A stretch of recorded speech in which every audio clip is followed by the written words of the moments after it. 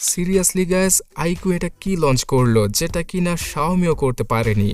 iQOO Z9 5G স্মার্টফোনটাতে Dimensity 72005G চিপসেটটা রয়েছে, যেটা কিনা Xiaomi'রই 40 থেকে 45 হাজার টাকা দামের স্মার্টফোনে পাওয়া যায়। আর এই ডিভাইসটার জন্য শুধুমাত্র 16,000 রুপি দাম রেখেছে iQOO, যেটা কিনা মাথা নষ্ট রে ভাই।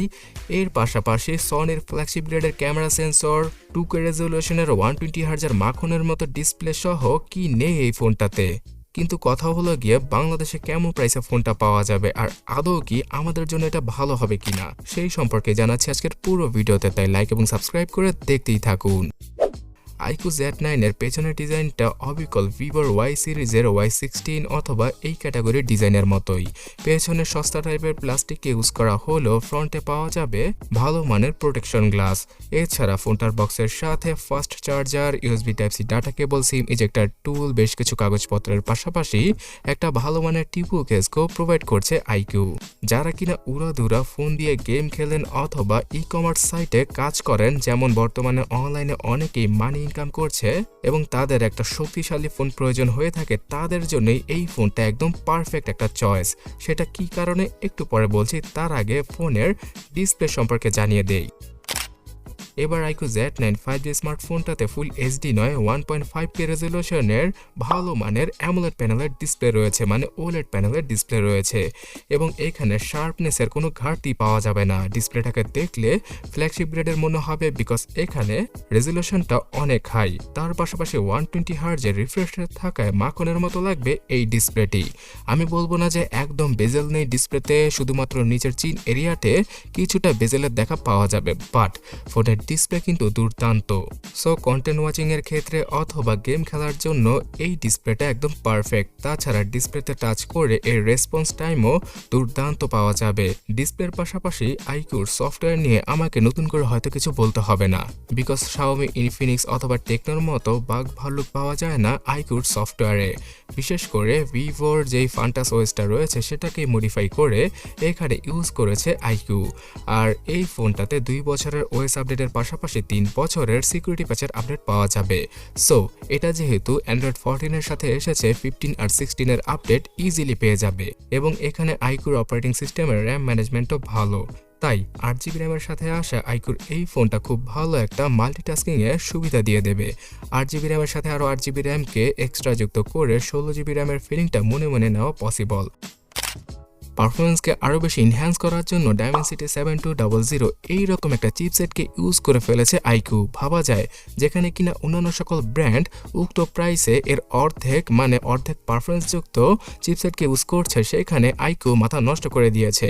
ইনফ্যাক্ট Xiaomi'র যে পোকো ব্র্যান্ডটা রয়েছে তারাও এখানে বাস খেয়ে যাবে এবং এই পারফরমেন্সের জন্য যারা কিনা ই-কমার্স সাইটে কাজ করেন অথবা অনলাইনে বিভিন্ন ধরনের কাজ করে মানি ইনকাম করে থাকেন, তাদের জন্য ফোনটা পানির মতো চলবে। আর গেমিং এর কথা কি বলবো, পাবজির মতো গেম 60 FPS এ পানির মতো খেলা পসিবল এবং লং টার্ম গেম খেললেও ফোনটা তেমন একটা হিট হয় না।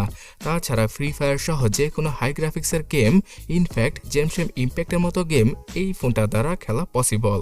এবং এই ভালো চিপসেটের কারণেই এখানে ক্যামেরার মাধ্যমে ভালো ভালো ছবিগুলো তোলা পসিবল হবে iQOO Z9 5G দ্বারা। সনির IMX882 এই সেন্সরটা রয়েছে ফোনটার পেছনে এবং এটাই একটা কাজের সেন্সর, বিকজ দ্বিতীয় ক্যামেরা সেন্সরটা তেমন কোনো কাজে আসবে না। এখানে 2 মেগাপিক্সেলের ম্যাক্রো ক্যামেরা সেন্সরকে ইউজ করা হয়েছে শুধুমাত্র ফোনের সৌন্দর্য বৃদ্ধি করার জন্য। তো 50 মেগাপিক্সেলের মেইন ক্যামেরা সেন্সর দ্বারা 4K তে ভিডিও রেকর্ড করা পসিবল, যেটা কিনা এই প্রাইস রেঞ্জে অন্য কোনো ব্র্যান্ড দিতেই পারছে না। আর প্রাইস নিয়ে এতবার যেহেতু বলছি, বাংলাদেশে আশা করা যাচ্ছে 25 থেকে 30 হাজার টাকার মধ্যেই এই iQOO Z9 5G কে আমরা পেয়ে যাব আনঅফিশিয়াল ভাবে। যেহেতু অফিশিয়াল ভাবে এই ব্র্যান্ডের ফোন আসে না, তাই আনঅফিশিয়াল ভাবে Xiaomi এবং Realme কে পুরোপুরি খেয়েই দিবে iQOO যদি iQOO Z9 5G স্মার্টফোনটা এই প্রাইসে চলে আসে। তাছাড়া ফোনটার সেলফি ক্যামেরাও মারাত্মক লেভেলের, 16 মেগাপিক্সেলের সেলফি ক্যামেরা দ্বারা ভালো মানের ছবিগুলো ক্লিক করা পসিবল। রাতের বেলা প্রসেসরের ISP ভালো হওয়ার কারণে ব্রাইট ছবিগুলো তুলতে পারা পসিবল নাইট মুডকে ছাড়াই। এছাড়া ফোনের ক্যামেরা অ্যাপে slow motion, ultra slow motion, pro মোডের ফিচার, টাইম ল্যাপসের ফিচার সহ ব্লক মোডের ফিচারও রয়েছে। আর ভিভো তাদের ক্যামেরা অ্যাপে যে কত রকমের ফিল্টার ইউজ করে থাকে সেটা আমাকে বলতে হবে না, তাই আইকুর এই ফোনটা দ্বারা ছবি তুললে আপনাদের সুন্দরই লাগবে। মানে গেমিং ফোন হিসেবে এখানে ক্যামেরাটা ভালোই দিয়েছে তারা, তবে প্রাইসিংটাকে কমানোর জন্য অথবা কস্ট কাটিং করার জন্য একটা আলট্রা ওয়াইড ক্যামেরাকে দিতে পারেনি তারা। আশা করা যাচ্ছে যে ভিভো T3 নামও নাকি এই ফোনটা লঞ্চ করবে ভিভো। তো যাই হোক, iQOO Z9 5G ফোনটাতে রয়েছে 5000 mAh এর ব্যাটারি এবং এটাকে খুব দ্রুত গতিতে চার্জও করা পসিবল। 1 থেকে 1.5 দিনের মতো ব্যাটারি ব্যাকআপ ইজিলি দিয়ে দেবে iQOO Z9 5G।